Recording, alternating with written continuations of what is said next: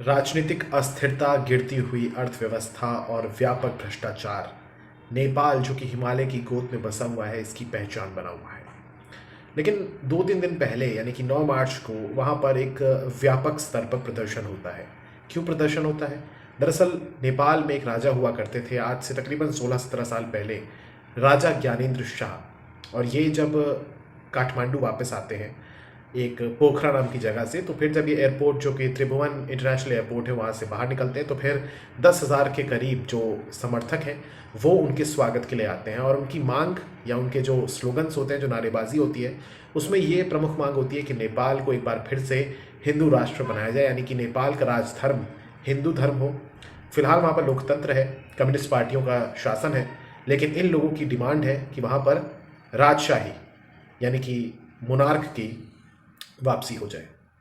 यहाँ पर मैं आपको एक बात बताना चाहूँगा कि साल 2008 में नेपाल में एक, आप कह सकते हैं कि गृह युद्ध बहुत वर्षों से चल रहा था माओवादियों के बीच और राजशाही के बीच, और उसमें फिर समझौते होते हैं और फिर ये जो ज्ञानेंद्र शाह हैं ये अपनी गद्दी को छोड़ते हैं।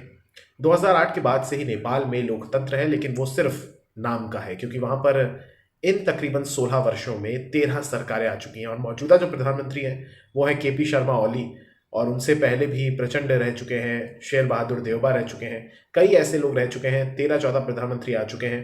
किसी ने भी अपना कार्यकाल पूरा नहीं किया। नेपाल में किसी भी एक सिंगल लार्जेस्ट पार्टी नहीं बनी कोई।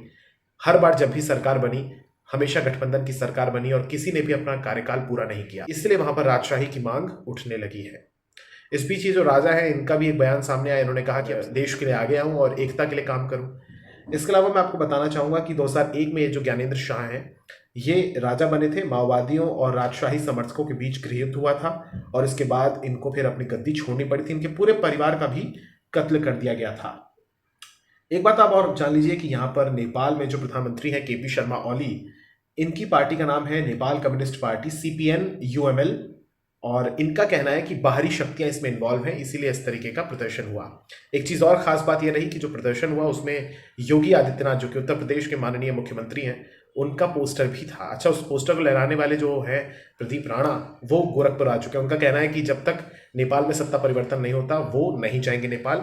हालांकि उन्होंने ये स्पष्ट किया है कि उनका योगी आदित्यनाथ या प्रधानमंत्री मोदी या भारत सरकार से कोई संबंध नहीं है। नेपाल में एक वर्ग अभी भी ये मानता है कि जो राजा ज्ञानेंद्र शाह हैं ये एक बार राजनीति में फिर से वापसी कर सकते हैं। अब नेपाल में आखिर क्या कुछ होता है आने वाले दिनों में, ये देखने वाली बात होगी। फिलहाल मैं आपको बता दूं कि 2027 में वहां पर चुनाव होना है।